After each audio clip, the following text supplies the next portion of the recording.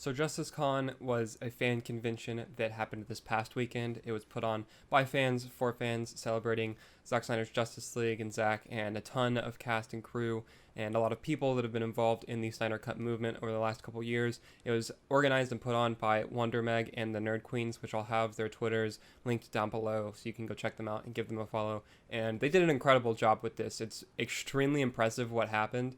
They put together a whole slew of panels ranging from Jay Olivia to Ray Porter. Ray Fisher was there. Zack Snyder himself was there. Deborah Snyder was there. They had one of the guys from Ink to the People there. They had a ton of really, really awesome guests, and there was a lot of really awesome panels. And it was just a really cool thing to see. This was completely organized by fans and put on by fans. And we had these huge names come in and talk for an hour or so about this film and the impact that it's had and the whole Snyder Cut movement and everything.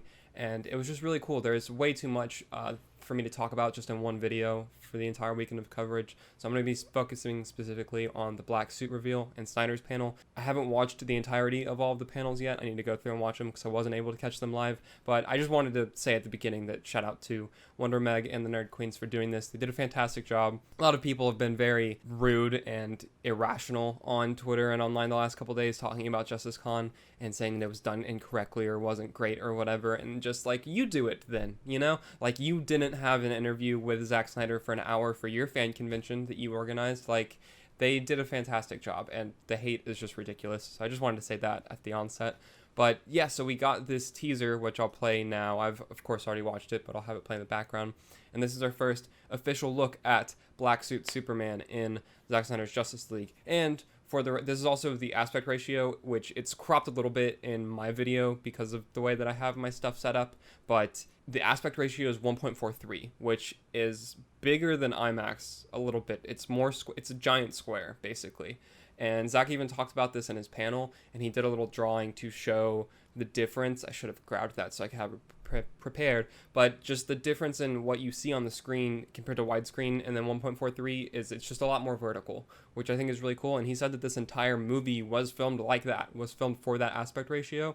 So that's the aspect ratio that we're going to see whenever this movie releases. And I love that. I love the biggest frame possible for a film. I of course love the widescreen format. I'm a movie fan, but I will always take as much visual information as you're willing to give me, and I want to see a movie in the biggest visual way possible. And so I like that this whole movie was filmed with that in mind, and he said that they really shot it and thought about it with that aspect ratio in mind. So I'm very interested to see how they used this, and he even alluded to multiple shots and stuff that he was thinking about in his head that he didn't want to spoil that are really cool because of that aspect ratio. And so I'm really excited to see how they used that, Zack and Fabian Wagner, to film these superheroes and these larger-than-life characters in that aspect ratio, because I think that's going to be really cool to see. And then, of course, the other major thing is the black suit itself, which is, this is our first look at it, but it's also not close to being the final look for it. So what had happened is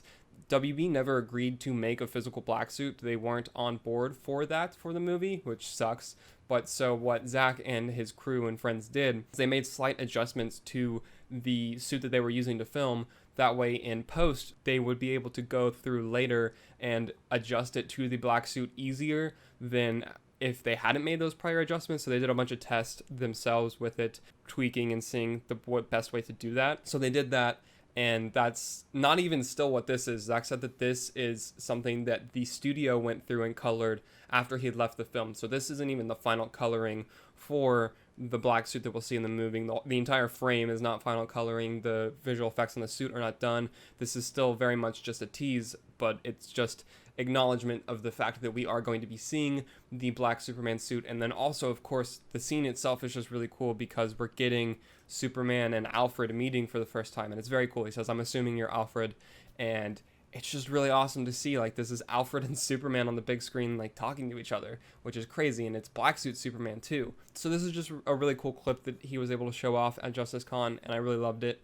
A couple of other things that he talked about is that we'll get a full quote-unquote full teaser on at DC Fandom. So we'll get a teaser, which I'm assuming is going to be around like 2 minutes or so. He confirmed that we'll know the official name of the movie, whether or not it's actually called Zack Snyder's Justice League. He said there were some legal things about it that they were sorting out, of course, which we've known this for a little bit, but Spiky Steppenwolf, the original Steppenwolf design, is coming back, as who we'll see throughout the film. He mentions that it's probably around like 4 hours or so, and he's working on it every day, which is exciting. He said that Junkie XL is working on the score as we speak. He's going, quote-unquote, like a madman on it right now.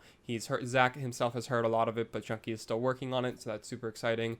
And yeah, it's just very, very cool. He just gave a bunch of really cool tidbits, and it's always cool listening to him talk about the film itself. And he also debuted these new shirt designs that have a new JO crest and logo on the front, and on the back of the shirt it says associate producer, and there's a part for everyone to put their names underneath that, because he says that every fan who helped make this happen he considers an associate producer on the film, which I think is very awesome. I'm definitely going to be grabbing one of those shirts. They'll be available first at DC Fandom. The first 1,000 people to like sign up will get one for free, but then after that they'll go up on Ink to the People, and so then you can get those shirts there, which is super exciting. But yeah, I think that's basically it for this one. Just wanted to talk about the Black Suit Superman for a second and JusticeCon itself. It was really cool. Again, please go watch it. It was a great presentation put on by awesome people, and tons of really cool people showed up and were there for the panel. So go watch all of them. I'll have the JusticeCon YouTube linked in the description below as well, so you can go check out all those panels, all those videos. If you enjoyed this video, please be sure to leave a like down below. Please consider subscribing if you haven't already and turning that notification bell on. I really appreciate it. You can follow me on Twitter at BatmanFiles if you don't already, and you can also follow my personal Twitter at APBatman with 2 T's. Thank you again for watching, and I'll be sure to see you in the next one. Later.